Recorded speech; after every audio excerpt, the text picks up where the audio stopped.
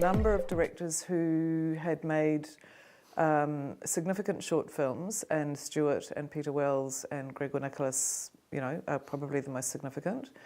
And they were stuck. There was no sort of funding possibility for them to sort of branch out and spread their wings and make a more substantial work. I'd never produced anything before. It was an amazing break for me because in a very short space of time I had 7 30-minute credits, all with different directors, and we had this sort of rolling, production methodology of different directors, different production designers, different DPs.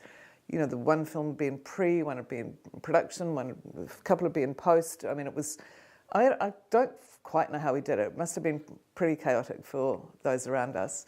But 7 very interesting films came out of it, and 7 careers were launched as a result of it. Pretty amazing. It was fully funded in a very decent way, which meant that we could dream big with that film. And honestly, that the hand-stitched hair bodysuit was an extremely expensive object. So we were properly able to resource the film. All of the effects in that film were, beautifully resolved in camera and physically evolved. I mean, all new thinking for us, and we had to sort of really work out how to make all of those effects work.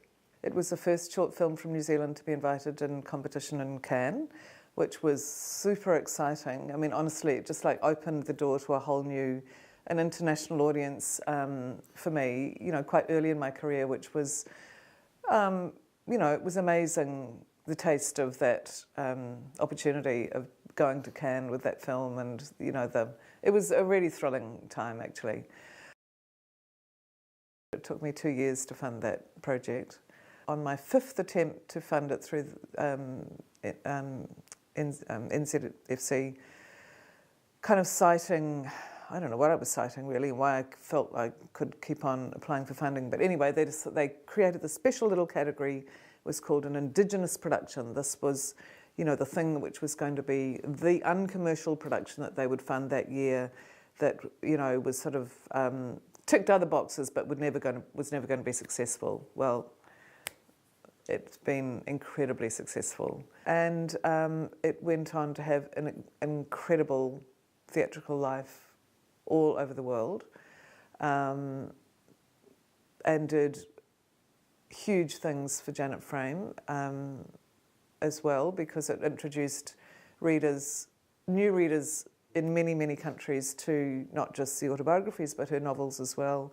So she was, very surprised by the success of the work, as it rebounded for her.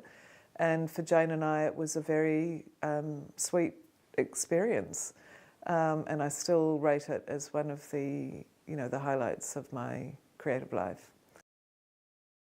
I really loved what Alison was doing in exploring something very contemporary in New Zealand at that time, which is a sense of anxiety around Maori-Pākehā relations. And I think she was probably the first to do it, and she was living it and feeling it, and the sense of sort of anxiety and lack of resolve in those two cultures was very much what she was exploring. On a personal side, that was, I was pregnant through the whole of that production. Honestly, from, when we first found that that the film was funded through to even before the film was finished, that I was pregnant through the whole of that time. So they're very intertwined memories. The birth of the film and the birth of my baby are sort of very connected. And so it was a very significant year for me. For me, the why of Sherpa was to connect with the idea of telling an alternative narrative about climbing Everest, and to really look at the disproportionate risk that the Sherpas take in climbing that mountain, and what it means to their community to be written out of the more glorious, Western narrative of conquest, which is still the dominant narrative. So, and I think actually that's why the film struck a chord, because it offered a different version of that story. But actually, as it turned out, the narrative that we thought we were going to tell, we weren't able to tell in that film because of the avalanche that happened that particular year, which prevented the Sherpas and any climbers climbing Everest that year entirely. So we ended up telling a very different story and really witnessed the birth of a labour movement, which was unfolding in front of our eyes in the aftermath of the avalanche, which, you know, made for a very unique film. Certainly not one that we planned to make.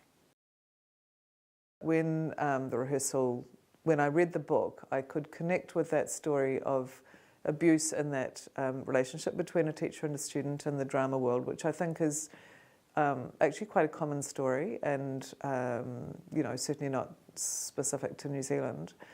But that was my personal stake in that story.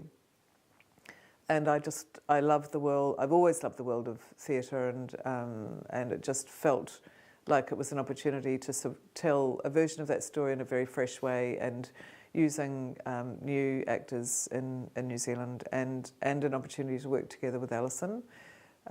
We'd been developing that story together for a few years before we made the film. It brought together me and Alison and Emily Perkins, who was co-writing with Alison, and and Eleanor Catton, of course. So it was a very lovely,